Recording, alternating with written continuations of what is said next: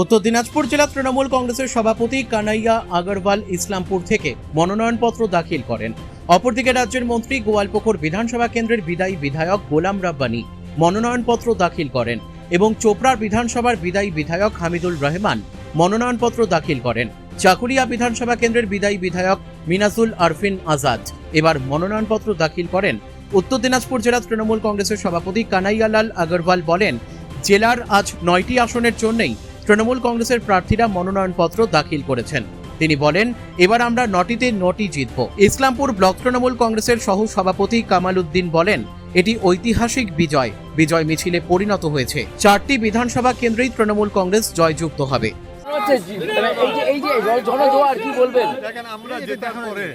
দল আমাদের অনেক বিধিনিষেধ করে দেয় যে বিজয় মিছিল করা যাবে না, এইভাবে এত লোককে মিছিল করা যাবে না।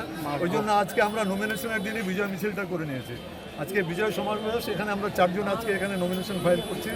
চাকুলিয়া থেকে মিনাজ আছেন, গোয়ালপুর থেকে রব্বানী সাহেব আছেন, ইসলামপুর থেকে আমি, আর চোপড়া থেকে হামিদুল রহমান। আর 5 জন যারা আছেন তারা রায়গঞ্জ বিধানসভা আজকে ওনারাও আজকে নমিনেশন ফাইল করবে। আমি জেলা সভাপতি হিসাবে আপনাদের মাধ্যমে বলছি, আমরা 8টা সিট এখনও জিতে আছি 9টার মধ্যে। এবার আমাদের চ্যালেঞ্জ আছে, আমি 9টার মধ্যে আমরা 9টাই জিতব। ঠিক আছে। আজকে বিজয় মিছিল আর শুধু আজকেই না, আজ থেকে কয়েকটা অঞ্চলে ডেলি যেখানটায় বিজয় মিছিল চলছে, যেখানটায় সভা হচ্ছে সেটাই বিজয় মিছিল। চোপড়ার জনগণকে আমি কৃতজ্ঞতা ভুলতে পারবো না আজীবন, এদের প্রতিশোধ আমি দিতে পারবো না আজীবন। দাদা, প্রতিদ্বন্দ্বী মানে কে বলবেন, কি বলবেন আপনারা? হ্যাঁ, প্রতিদ্বন্দ্বী আমার ওখানে ফাঁকা মাঠে খেলা প্রতিদ্বন্দ্বী নেই। আজকে আমরা 4 জন প্রার্থী, আমাদের হামিদুর রহমান সাহেব, আমাদের মিনাজুল আরফিন আজাদ সাহেব, আমাদের কানাইয়া আগরওয়াল সাহেব, আমরা মমতা ব্যানার্জির সৈনিক, মমতা ব্যানার্জির ছাপ। আমরা শুধু নামটা আমাদের আছে 294টাতে। আমাদের মুখ্যমন্ত্রী মাননীয় মোদী দলের সুপ্রিমো মমতা বন্দ্যোপাধ্যায় ফাইট করছেন, আর যার জন্য আমরা ফুললি আশাবাদী যে চতুর্থবারের জন্য আমরা মমতা বন্দ্যোপাধ্যায়কে আমরা মুখ্যমন্ত্রী করব, আর সবাই আমরা জিতে আসবো। নমিনেশন না বিজয় মিছিল, কি বলবেন?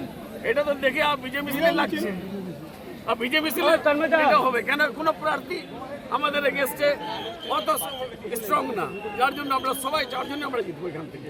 আর আমাদের 5 জন ওখানে আছে রায়গঞ্জ সাব ডিভিশনে, ওখানেও 5 জন জিতে, 9টাতে 9টাই আমরা পাবো। আর কমপক্ষে এবার পশ্চিমবাংলায় আমরা 270 থেকে বেশি নিয়ে আসবো আমরা। ইসলামপুর থেকে দেবব্রত চক্রবর্তীর রিপোর্ট, কুলিক নিউজ।